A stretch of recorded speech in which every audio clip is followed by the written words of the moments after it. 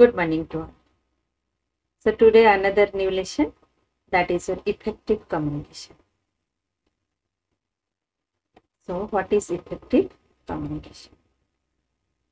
See, great leaders and well-known personalities around the world like Mahatma Gandhi, Mr. Nelson Mandela, Mr. Narendra Modi, Oprah Winfrey, Malala Yousafzai and others have been inspirational because of their effective communication skills.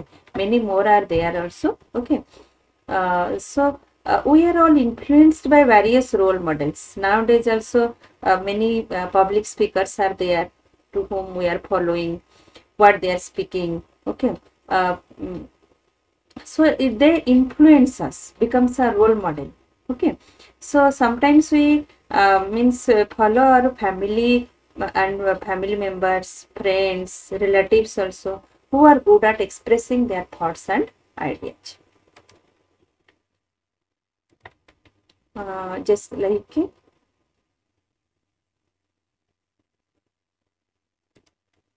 communication is a transfer of spoken or written information, thoughts or ideas to create an understanding between a sender and a receiver. Okay, so between the sender and receiver to create an understanding. So we use communication. That may be many type of communication, verbal, non-verbal, visual, many things I have already read. Okay. So what is how the only it will communicate, that is not means the main thing. That should be effective also. That can be understood by the receiver and the receiver can give the feedback also. Then only it will be effective communication. So effective communication implies that the transmitted content has been received and understood by the receiver in a manner that was intended by the sender.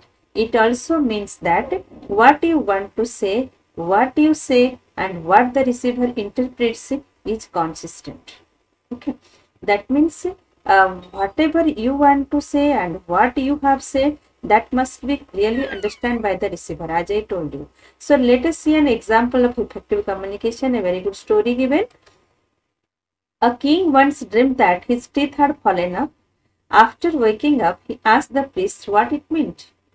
The priest said, "The dream means you are going to see all your relatives die one after the another." The angry king banished the priest from the city and asked his advisor the same question. The advisor said, "The dream means you have a long life and will outlive all your relatives." The king was extremely pleased and he showered rewards on the advisor. What is the difference? The same question asked to the priest and to the advisor also. But the priest answered in a negative manner and the same answer given by the advisor but in a positive manner. So the king liked that. Okay. That is effective communication, how you are presenting the things. So both the priest and advisor means the same thing. The king's relatives should die before him. But the advisor was a more effective communicator since the message he conveyed was a better constructed and he understood the mindset of the receiver, that is the king. That means the advisor understood since he has punished somebody for negative comment, so he don't want to listen any negative thing. So same thing represented but in a different manner, effective manner. Okay. So the story clearly indicates the power of effective communication. That means how you are representing your thoughts or ideas in front of somebody. Okay. So goals of effective communication. What are the goals? Establishing trust and understanding, changing behavior and acquiring information are the goals of effective communication. Anything that interferes with communication and makes it ineffective can be referred to as noise. Anything that interferes with communication and makes it ineffective can be referred to as a noise. That means if the sender's message is not clearly understood due to any situation, we tell it as a noise. Okay. Ineffective communication can influence our interpretation of message and affect our relations with others also. Okay. If the message of whatever we want to give will be miscommunicated or it will not be communicated properly, then it will affect a relationship. Okay. Then factors of effective communication.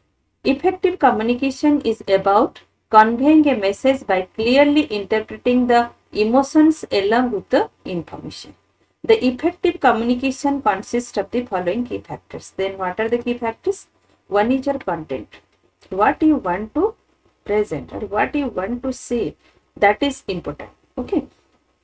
This refers to the language that has been used in the message. We all interpret the meaning of words differently. Hence, even simple messages can be misunderstood. Some words have different meanings depending on the context, which may confuse at times. To make communication effective, construct proper sentences and use the right words. Okay. So, our language is also important while communicating the message. Sometimes means one word has two meanings also, and words are used differently in different situations also. So when you are making the message or communicating the message, you construct proper sentence and use the right words. Otherwise, it will be not effective, or it may lead to misunderstanding or miscommunication. Another one is process. It refers to the way the message is delivered. The non-verbal elements in the speech like the tone of the voice, gestures, body language and the state of mind can be identified during communication. Okay, so it is important you can understand also when you are speaking which mood we are. We are in a happy mood, we are in an angry mood or whatever. That our body language, gesture, voice. If it is a high pitch voice, we thought that the person is angry. If it is a low pitch voice, that okay, he is happy in a normal mood. And gestures, body language also, it speaks what type means that is your state of mind. Okay, we often subconsciously trust the non-verbal behaviors more than verbal expressions. Only 7% interpretation of spoken communication comes from words alone, and 55% comes from body language and 38% comes from intonation. Intonation means voice, low or high pitch voice, that is. And then body language also means our mood. Instead of speaking that I am happy, my facial expressions or gestures can tell that I am happy. Suppose I am sad, that I can express my facial expression, I can express, or people can understand that I am not happy. So means 55% comes from body language and 38% comes from intonation, and only 7% we speak from spoken communication. Hence, effective communication happens only when the verbal message is consistent with the tone and body language. Context. It refers to the situation or environment in which the message is delivered, including the physical environment, that is noise or quiet room, mall, hospital, etc. Cultural factors, that is international culture, organizational culture, etc. And developmental factor, age of the speaker and the receiver. Communication should be adapted as per the context to make it impressive. So which context you are communicating the message. Okay, so that also matters. Where you are talking, which culture you are, in which culture, your age, who is the speaker. So this also makes the a factor of effective communication. The 7 C's of effective communication.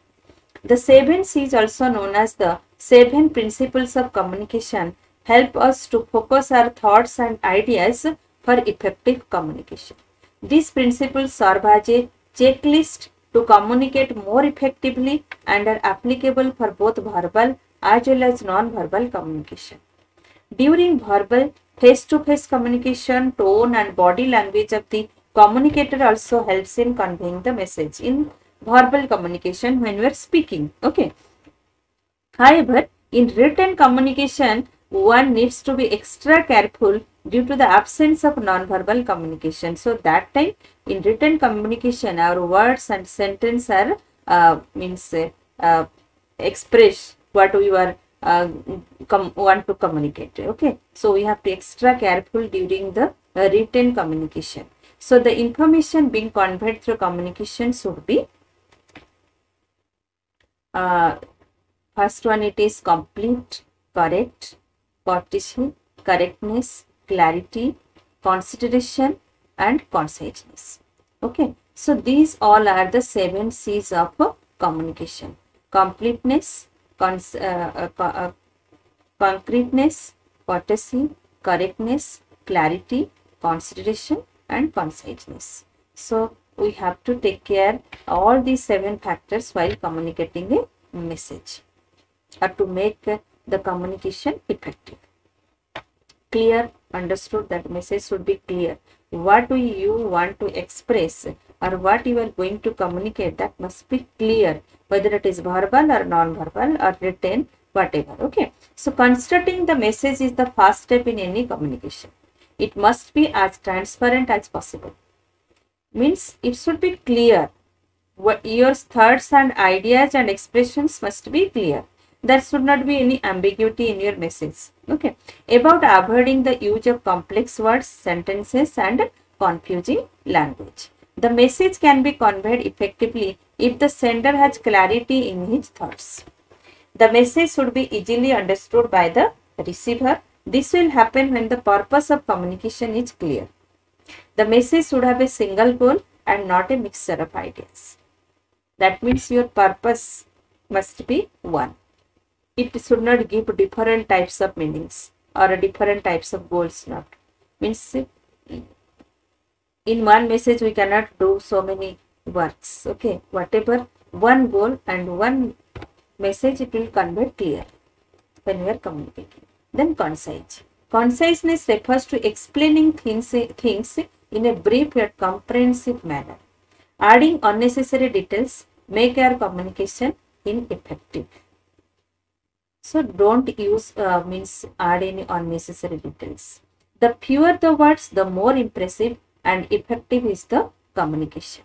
Avoid fillers like, sort of, like, basically, to make the speech impressive. Okay, means avoid these words when you are communicating the message. Message must be precise and to the point. Short and brief message should be used to maintain the receiver's attention.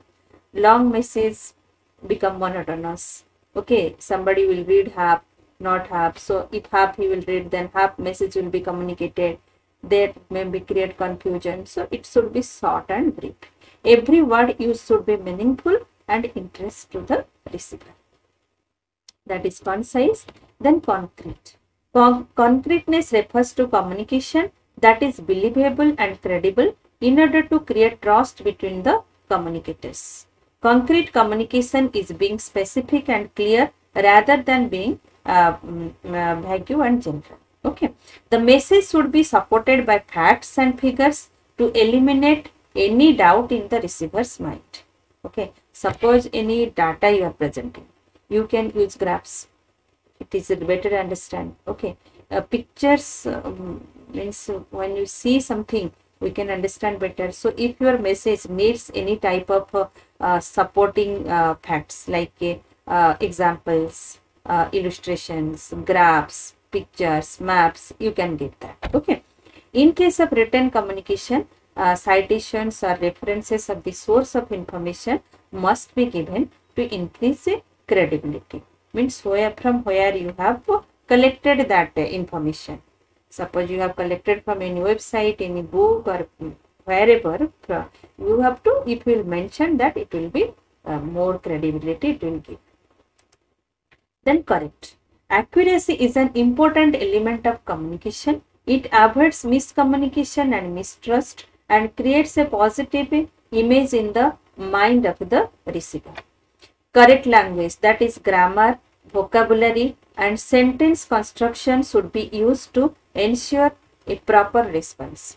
While writing, correct spelling and punctuation should be applied. The facts and figures used should be accurate. Coherent. Coherent message is logical and makes sense to the receiver. All sentences in written communication should be connected and be relevant to the main topic. Coherence deals with the fluency of communication. Without coherence, the receiver of the message will lose track of what you want to convey. So, means what you want to convey, your examples, your illustrations, your pictures must match with each other. Okay, that should not be different. If it will be different, then proper communication will not, effective communication will not be there. So, your message should be coherent. To ensure that your communication is coherent, check if the message organized logically has a smooth flow and a proper sequence. Check that you have not tried to cover too many points and not deviated from the main topic. Complete. Complete message will have all the information the receiver needs to know. To ensure that a message is complete, it is essential to think of the questions the receiver might have when he receives the message. So, the message should be complete. Next, the message should address these questions. We must ensure that all relevant information is conveyed through the message. It should answer all the queries in the mind of the receiver to obtain a better response and understanding from him. Usually, in formal communication, the sender is also required to convey what action need to be taken by the receiver as a result of the conversation. Then, courteous. The message should convey respect for the receiver. The feeling and views of the receiver along with his knowledge, experience and age must be considered.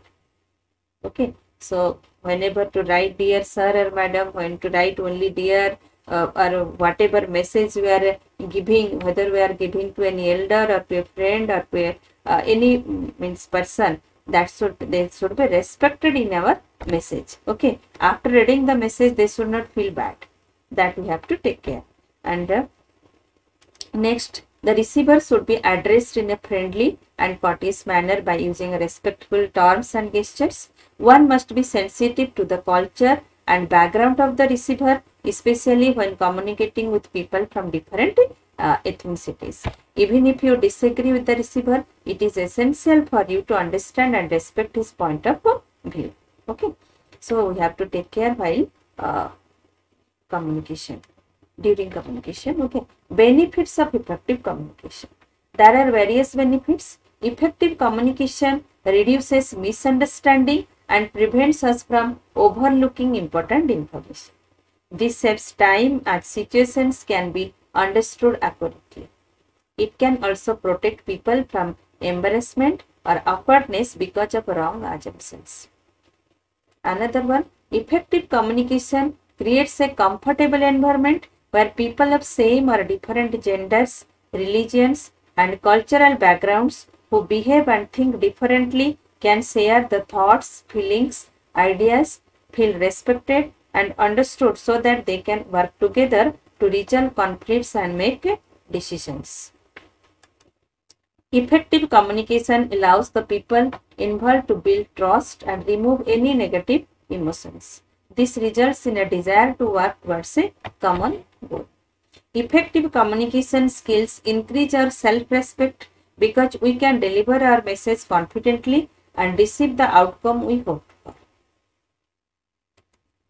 However, the most significant benefit of using effective communication technique is that it improves our relationship with the others. Okay. So that means if whatever message we want to give, if it will be understood by the receiver correctly, then will develop a good relationship.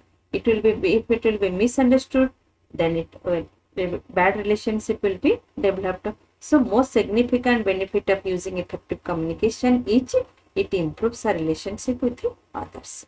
So while communicating messages, we should take care of all the 7 C's of communication, and if we will take care, then it will be an effective communication. Okay. Hope all of you understood, and any doubt you can ask in the class. Okay. Thank you all. Have a nice day.